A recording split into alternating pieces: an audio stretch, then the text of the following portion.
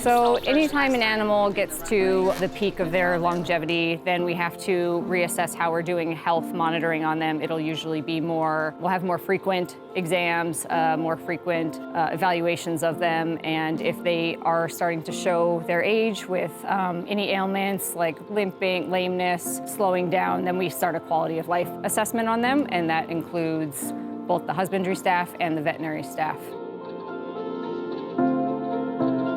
For geriatric care, for some of our megavertebrates, like our elephants, we don't have the ability to do the diagnostics that we would on some of the smaller animals, like CT scans, X-rays, ultrasounds that can go fully through. So a lot of the times our geriatric care is based on their clinical signs alone. A lot of the times it's kind of educated guessing on their prognosis and how they're going to do. So it's super important for the keeper staff to be able to monitor the animals and pick up on those little changes, because we as vets can't see like a liver tumor on such a large animal because there's not the equipment for it. If there is an ailment, a new ailment, then I'll be called in to look at the animal, assess what's happening, and then we'll make kind of a treatment plan going forward. And anytime something changes, then we'll have to kind of readjust and talk about how we can continue the treatment most effectively.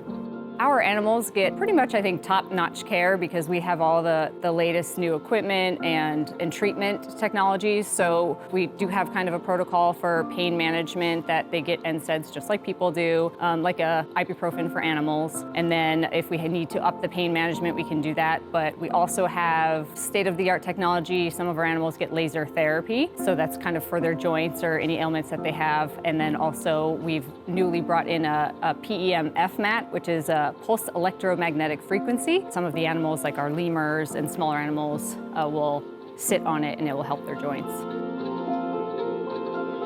Everything is new. Stephanie has had a few little health issues here and there that caught myself off guard because it's new to me. We have great resources within the zoo vet community, and so I have reached out several times to the zoo vet advisors for elephants or for bears or whatnot and kind of get their input on it. Half the time I get the same of, we're not sure either. And so it is a lot of, hey, I've seen this, I want to get this out here and let the other zoo vets know that this is something that could possibly be an issue in elephants. When I was growing up, I wanted to save all the animals. A few years ago, I had the opportunity to travel with our Mexican wolf pups to do the reintroduction program. And so a few of our pups were introduced into the wild, and that to me was pretty much like the epitome of my career.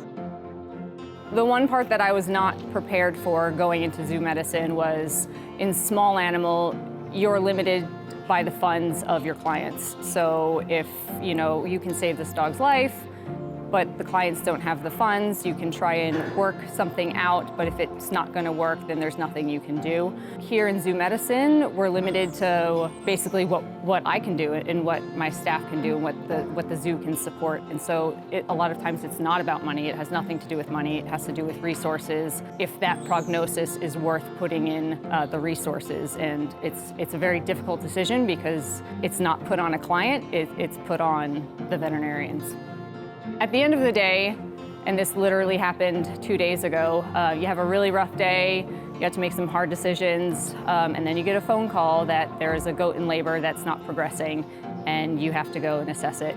And it's exhausting. You assess the situation, and the whole time you're thinking, you're gonna have to go to C-section, I'm not sure if the baby's gonna live, I'm not sure if mom's gonna live, and you just put in that last-ditch effort, and then you get 2 twin goat kids out of it, and you go home feeling like $1 million. I got chills. Oh, I love them.